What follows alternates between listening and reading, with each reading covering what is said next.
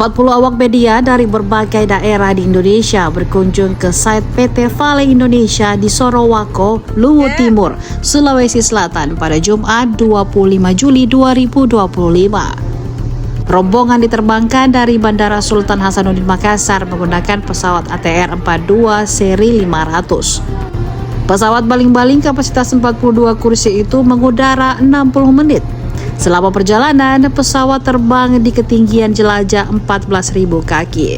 Media visit bagian dari rangkaian peringatan hari ulang tahun PT Vale Indonesia yang ke-57. Setibanya di Sorowako, rombongan diarahkan menuju Taman Antarbangsa atau TAB untuk makan siang bersama. Selanjutnya, rombongan diarahkan untuk berkunjung ke sejumlah site perusahaan, diantaranya area segregation, yacht club, dan lainnya. Download Tribun X sekarang, menghadirkan lokal menjadi Indonesia.